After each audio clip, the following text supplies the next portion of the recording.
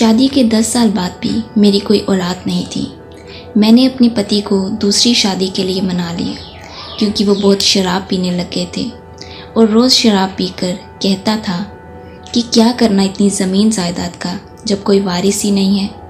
मेरे पति की दूसरी शादी हो गई। उस लड़की का नाम निधि है। निधि मुझे अपनी बड़ी बहन मानती है। उसके 3 बेटे हुए और तीनों मुझे माँ कहते हैं। बड़ा बेटा तो मेरे साथ ही सोता था। अब मेरे पति ने शराब पीनी भी छोड़ दी।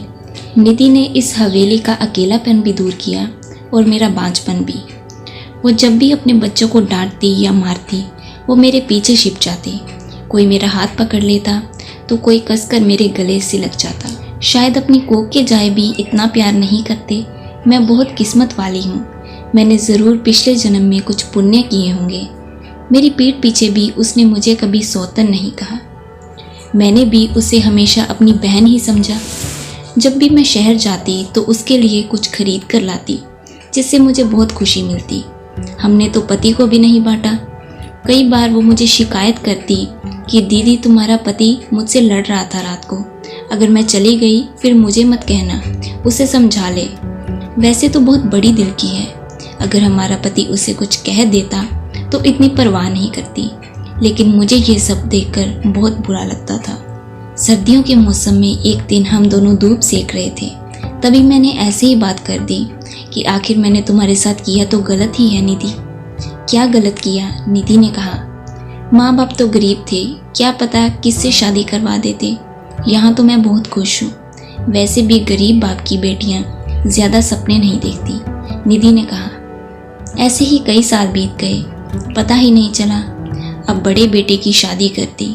उस वक्त मैं अपनी नंदों से छिप रही थी कि ये ना कह दे कि ये मनहूस कहाँ माथे लग गई। लेकिन निधि मुझे हाथ पकड़कर आगे ले आई और कहा कि आपका बेटा है, गृह प्रवेश आप ही करो।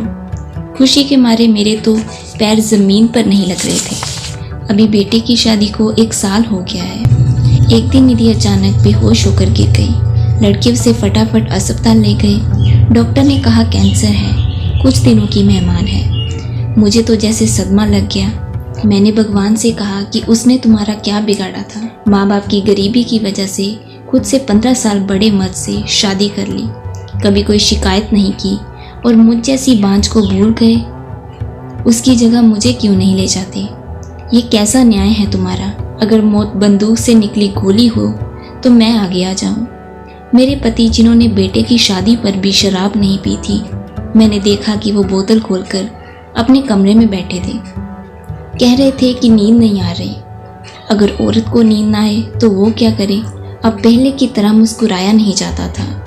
एक दिन निधि बोली कि क्या हुआ दीदी, आप मुझसे नाराज़ हैं क्या?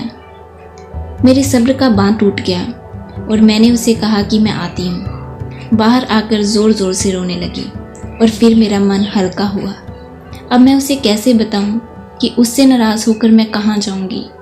नाराज़ तो मैं उस भगवान से हूँ जो मेरी मोतियों की माला से मेरा कोहिनूर हीरा छीनने को है। रात को कई बार मैं उठकर देखती हूँ उसे। मैं उसे ऐसे चुपचाप जाने नहीं दूंगी।